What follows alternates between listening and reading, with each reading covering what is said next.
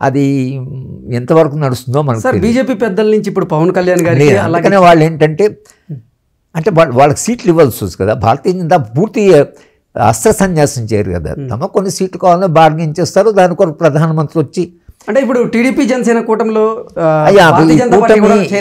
నేను తీరా ఎన్నికలు వచ్చేవరకు వాళ్ళు అన్లెస్ భారతీయ జనతా పార్టీ మనము కలిసి పోటీ చేస్తే నష్టం జరుగుతుంది అని అనుకుంటే వాళ్ళు ఇండిపెండెంట్గా కొందరు క్యాండిడేట్స్ను పెట్టి ప్రచారం చేసుకోవచ్చు.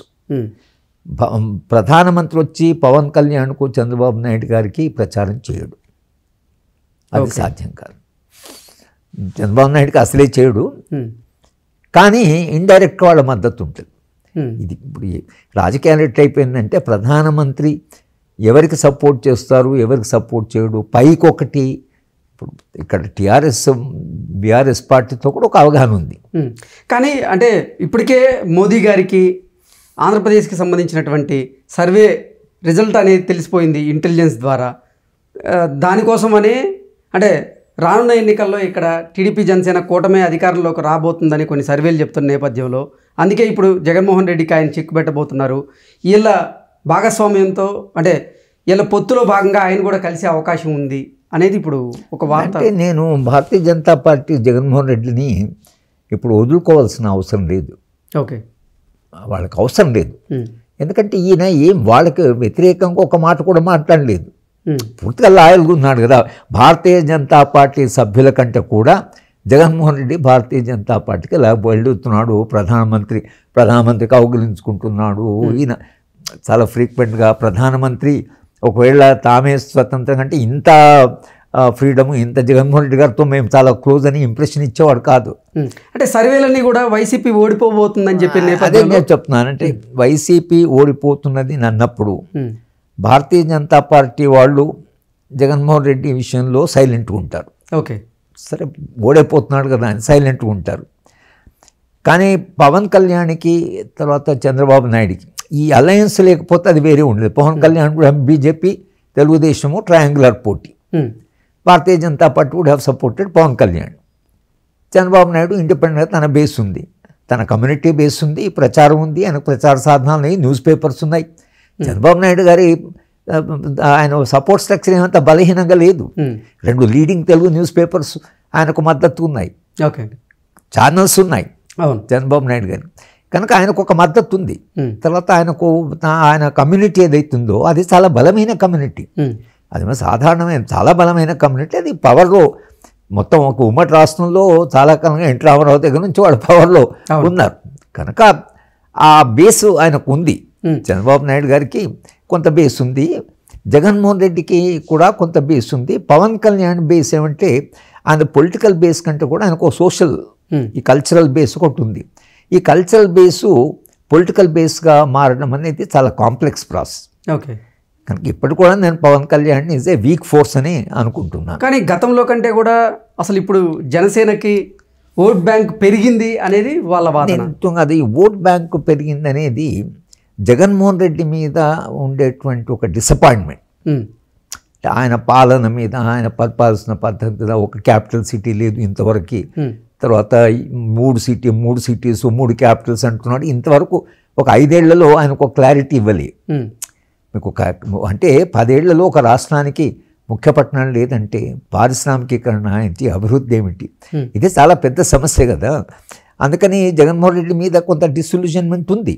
ఓకే, అందుకని ఇది ఎక్కడికి పోతారు ఈ ఓటర్సు అనే ప్రశ్న ఉన్నప్పుడు పవన్ కళ్యాణ్ వైపు వెళ్తారా, లేక చంద్రబాబు నాయుడు వైపు వెళ్తారా, లేక చంద్రబాబు నాయుడు పవన్ కళ్యాణ్ కాంబినేషన్కి వేస్తారా అనేది ప్రజలు నాకు తెలిసినంతవరకు ఇంకా స్పష్టంగా నిర్ణయం తీసుకోలేదు. Okay, it takes time. Maybe ఇంకొక నెలలో ఒకసారి ఎన్నికల ఆ మూడు సెట్ అయిపోయి ఇంకా ఎన్నికలు వస్తున్నాయి అన్నప్పుడు ప్రజలిక వీళ్ళందరూ పోవడము, ప్రచారం జరిగినంత జరిగితే ఆ స్టేజ్లో ప్రజలు ఒక స్పష్టమైన నిర్ణయం తీసుకుంటారు. ఓకే, ఇక్కడ కూడా పరిపాలన మీద అయితే పూర్తి స్థాయిలో వ్యతిరేకత అయితే ఉందా? మొత్తం వ్యతిరేకత ఉందని నేను అనుకోవట్లేదు.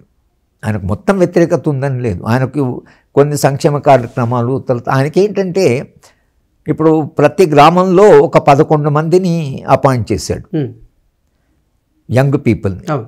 ఒక్కొక్క డిపార్ట్మెంట్కు ఒక ప్రతినిధి గ్రామంలో, ఆ డిపార్ట్మెంట్కి సంబంధించిన అంశాలు అతని దగ్గరికి వెళ్ళి చెప్పుకోవాలి. అతను సరే ప్రభుత్వానికి చెప్తాడు. కానీ 11 మంది ప్రభుత్వ ఉద్యోగులుగా ఎవరినైతే నియమించారో, టెంపరీ అయినా తాత్కాలికమైన వాళ్ళు నియమించారు. ఈ 11 మంది కాడర్ లాగా పనిచేస్తున్నారు. మీకు ఏమైనా సమస్య ఉందా? మా ఆవుకు బాగాలేదండి, మా గేదెకు బాగాలేదండి అంటే సరే అప్పుడు ఆయన వెటర్నరీ వాళ్ళకి చెప్పి సరే వీళ్ళ దగ్గర పశువుకు బాగాలేదు అని కొంచెం సంధానకర్తగా పనిచేయడం. గ్రామంలో ఒక 11 మందిని అన్ని డిపార్ట్మెంట్కి ఒక్కొక్క డిపార్ట్మెంట్కి ఒక ప్రతినిధిని వేసేసాడు. ఈ గ్రామ వాలంటీర్స్ అనేది వాళ్ళు ఒక కాడర్గా పనిచేస్తున్నారు. సరే జగన్మోహన్ రెడ్డికి ఒక కాడరు, ఆ యూత్ కాడర్ అనేది ఒకటి ఉంటుంది. కానీ సార్ ఒక రూమర్ అయితే ఉంది, 2014లో జగన్మోహన్ రెడ్డి ఓడిపోవడానికి కారణం, అలాగే చంద్రబాబు గారు గెలవడానికి కారణం పవన్ కళ్యాణ్ గారే. విడివిడిగా పోటీ చేశారు, కలిసి పోటీ చేశారు కాబట్టి ఆ రోజు టీడీపీ అధికారంలోకి వచ్చింది. ఇప్పుడు మళ్ళీ కలిసి పోటీ చేయబోతున్నారు కాబట్టి టీడీపీ జనసేన కూటమి అధికారంలోకి రాబోతుంది అనేది కూడా ఒక వార్త వస్తుంది. ఏంటంటే పవన్ కళ్యాణ్కి he's not a political force. Okay, is not a political force. అంటే పవన్ కళ్యాణ్ వల్ల చంద్రబాబు గారికి ఉపయోగం కూడా ఏం లేదు. మీరు ఎప్పుడు పొలిటికల్ ఫోర్స్ అవుతాను. ఇప్పుడు తెలంగాణలో కాంగ్రెస్ పార్టీ గెలిచిందంటే, ఇప్పుడు మా కుటుంబం మా గ్రామంలో ఉందంటే మా నాన్నగారి నుంచి అది కాంగ్రెస్ ఫ్యామిలీ. చాలామంది కాంగ్రెస్ లాయల్టీ, నెహ్రూ గారు, ఇందిరమ్మ అనేది ఎక్కడైతుందో తెలంగాణలో ఇందిరమ్మ తల్లి, మా అమ్మ అనేది ఇంకా ఉంది. ఓకే, ఎందుకు అంటే ఆమె గ్రామాల నుండే భూస్వాముల నుండి ఒక రకంగా వాళ్ళకు భయపడుతున్నటువంటి దళిత వర్గాల్ని వెనుకబడిన ఒకసారి బయటికి లాగింది. మా అమ్మ ఉంది, దూరమిడిదేని, అది చాలా పెద్ద మార్పు. భూ సంస్కరణలని కొంత భూమి ఇచ్చింది, 20 పాయింట్ ఫార్ములా అని కొంత సహాయం చేసింది. కానీ ప్రజలకు ఏమిటంటే మొట్టమొదటిసారిగా మా గౌరవాన్ని పెంచి మా అమ్మ ఒకతుంది, అంతకాలంగా మా దూరాన్ని అనుకునేవాళ్ళు మా అమ్మ అనేది అవుతుందో కాంగ్రెస్ పార్టీకి ఆ మద్దతు, ఆ సపోర్ట్స్. అందుకని ఈసారి వాళ్ళు ఇందిరాగాంధీ బొమ్మ పెట్టేసుకున్నారు కాంగ్రెస్ వాళ్ళు. సోనియా గాంధీని ఇందిరాగాంధీ బొమ్మ పెట్టి ఇందిరమ్మ రాజ్యం తీసుకొస్తాం అంటే ఆ ఇందిరమ్మకు ఉండేటువంటి ఆ కాటర్ ఉంది. ఓకే, గ్రామాల్లో కొంచెం లింక్స్ ఉన్నాయి వీళ్ళకి. పవన్ కళ్యాణ్ అట్లా లింక్స్ లేవు. ఉంటే ఫ్యాన్స్ ఉన్నారు, గ్రామానికి పోతే యూత్ వస్తారు. ఆ యూత్ పొలిటికల్గా వాళ్ళు it's not a politically aware group. ఇప్పుడు ఎవరైనా గట్టిగా పవన్ కళ్యాణ్ వస్తే ఏం చేస్తారు మీరు, పవన్ కళ్యాణ్ వస్తే ఏం చేస్తాడు తెలుగు ప్రజలకి అని అడిగారు అనుకోండి, వీళ్ళు ఏం చెప్తారు, ఆయన బాగా చేయడం లేదండి, ఇతను చాలా ఇదండి, సినిమా యాక్టర్ అండి, తప్పితే ఆయనకు పొలిటికల్ కాంట్రిబ్యూషన్ ఏం లేదు కదా.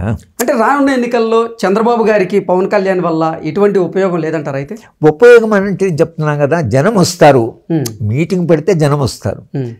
జనం వస్తే చాలామంది జనం వస్తున్నారు అన్నప్పుడు సైకలాజికల్గా దాని ఇంపాక్ట్ ఉంటుంది.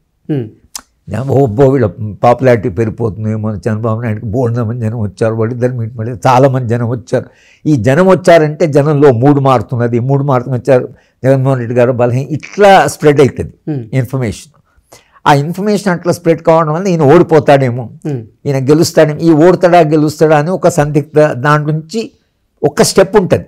ఓకే, నీకు ఈయన లాభం లేదు, వాళ్ళు వస్తే మనకు బాగానే పరిపాలన, ఏదో చంద్రబాబు నాయుడుకి అనుభవం ఉందని అట్లా అనుకున్నారు అనుకోండి, తక్కువ మీకు తెలంగాణలో కాంగ్రెస్ గెలిచినట్టు. కాంగ్రెస్ గెలుస్తుందని కనీసం 3 నెలల ముందు కూడా మనం ఊహించలేదు. మేమందరం కూడా కాంగ్రెస్ రావాలి అనే దానికంటే కూడా ఈ పార్టీ టీఆర్ఎస్ పార్టీ, భారతీయ జనతా పార్టీ అయితే వాళ్ళు గెలిస్తే మాత్రం చాలా కష్టమని అయితే మనం స్పష్టంగా జనాల్లోకి మేము వెళ్ళి ఒకటి క్యాంపెయిన్ చేస్తాం. నేను చెప్పాను, ఓటు ఎవరికి ఇస్తారో అది మీ ఇష్టం, కానీ మీరు ఎవరికి ఓటు వేస్తున్నారో, ఎందుకు ఓటు వేయాలో, ఎవరికి ఓటు వేయకూడదు అనేది మేము రాజ్యాంగాన్ని మనం ప్రొటెక్ట్ చేసుకోవాలి, రాజ్యాంగ విలువలు చాలా ఇంపార్టెంట్ అనేది, ప్రజాస్వామ్యం లేకపోతే మీరు మాట్లాడడానికి ఇది మేము చెప్పాం. సరే, that has helped Congress party, it's a different. ఇప్పుడు ఆ మాత్రమైనా పనిచేయడానికి ప్రయత్నం చేయాలని ఆంధ్ర రాష్ట్రంలో సివిల్ సొసైటీ, పౌర సమాజానికి సంబంధించిన సంఘాలు ఏవైతున్నాయో పనిచేస్తున్నాయి. మా స్నేహితులే దాంట్లో ఉన్నారు. మనం గుంటూరు అక్కడ వెళ్ళి ఇతరత విజయవాడలో వెళ్తే కూడా ఒక గ్రూపు ఎమర్జ్ అవుతున్నది. మధ్యతరగతి వాళ్ళు, జర్నలిస్టు, యూనివర్సిటీ టీచర్సు, కాస్త పబ్లిక్ లైఫ్లో యాక్టివిస్ట్ ఉన్న వాళ్ళు అందరూ కొంచెం వచ్చి వాళ్ళు ప్రచారం కానీ వాళ్ళ ప్రాబ్లం వచ్చిందంటే వాళ్ళ కె శ్రీనివాస్ గారు ఆంధ్రజ్యోతిలో రాశాడు. వాళ్ళ సమస్య ఏమొచ్చిందంటే గట్టిగా వెళ్ళి ఈ ఫలానా పార్టీకి ఓటు వేయండి అని చెప్పట్లేదు. ఇక్కడ మేము చేసాం వాళ్ళకి ఓటు వేయకండి అని చెప్తాం. వీళ్ళు మీరు జగన్మోహన్ రెడ్డికి ఓటు వేయొద్దు అని అన్నా గెలిచే పార్టీ ఆల్టర్నేటివ్ బెటరా కాదా అనే దీంట్లో ఉన్నారు వాళ్ళు, పౌర సమాజం నుండి గ్రూప్స్. ఈ ఈ సందిగ్ధ దశ తర్వాత ఈ ప్రజల్లో ఈ అనుమానాలు, భయాలు, కన్ఫ్యూజన్ ఏదైతుందో ఆంధ్ర ప్రాంతంలో ప్రస్తుత రాజకీయ పరిస్థితి ఏంటంటే ప్రజలు ఎవరునే ఓట్లు వేస్తే మనకు బాగవుతుంది, వ్యక్తిగతంగా, కుటుంబపరంగా, సమాజపరంగా. ఇది ఇంకా ఆంధ్ర ప్రాంత ప్రజలు తెలుసుకోలేదు, సందిగ్ధంలో ఉన్నారు, తెలుసుకోలేదు. ఇంకా తెలుసుకుంటే మనకు తెలిసిపోయేది. ఓకే, మీరు తిరుగుతుంటే తెలిసిపోతుంది, వచ్చేస్తున్నారు వీళ్ళు వచ్చేస్తున్నారు, ఇంకా అయిపోయింది.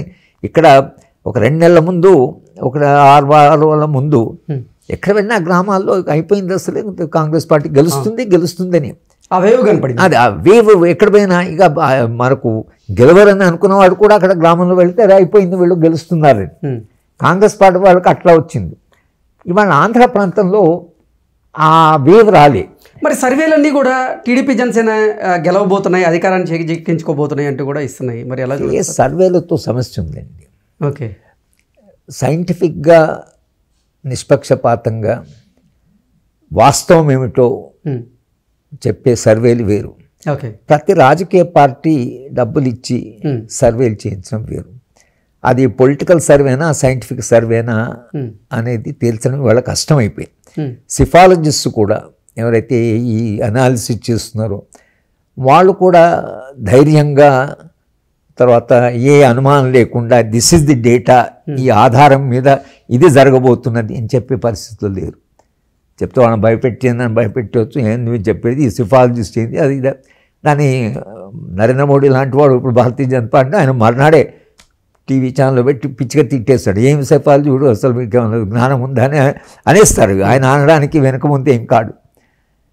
నేను అనుకున్నానంటే ఇంకొక నెల రోజుల్లో మళ్ళీ మనం ఒకసారి ప్రజాభిప్రాయం చూస్తే, ఛానల్ లాంటి వాళ్ళు వెళ్ళి మీరు ఒక సర్వే చేస్తే మూడు తెలిసిపోతుంది. ఓకే, ఒకసారి మూడ్ సెట్ అయిందంటే మనం ఖచ్చితంగా ఏం జరగబోతుందో చెప్పొచ్చు. ఓకే, ఇది కొంచెం ప్రిమెచ్యూర్. అంటే మనం ఏ చేసినా అనాలిసిస్ ఆ ఉన్న కన్ఫ్యూజన్ని, అంబిగ్యూటీస్ని, ప్రజలు ఉండే సందిగ్ధతని ప్రజలు అటు ఆలోచించి ఇటు ఆలోచించి ఈ దశలో ఉన్నప్పుడు ఖచ్చితంగా మనం పలానా వాళ్ళు గెలుస్తారో పలానా వాళ్ళు ఓడిపోతారని చెప్పడం. ఎందుకంటే ప్రజలు నిర్ణయించుకున్నప్పుడు మీరు ఎలా చెప్తారు? ప్రజలు కొంత స్పష్టంగా నిర్ణయించుకొని ఎప్పుడైతే ఆ మూడ్ మనకు తెలుస్తుందో, మాలాంటి వాళ్ళమైనా కూడా ప్రజాభిప్రాయం ఎట్లా ఏర్పడుతున్నది, ఏ దిశగా పోతుందని మనకు ఒక అవగాహన వస్తే మనం కొంచెం విశ్లేషించవచ్చు. ఇప్పుడున్న దశలో నేను అనుకోవడం అంటే, నేను ఈ గత వారమే గుంటూరు, విజయవాడ, నేను తిరుపతి అక్కడ వెళ్ళాను. ఇంకా ఒక సందిగ్ధ మిడిల్ క్లాసెస్కు కొంత జగన్మోహన్ రెడ్డి అంటే కొంచెము డిసిల్యూజన్మెంట్ వచ్చింది.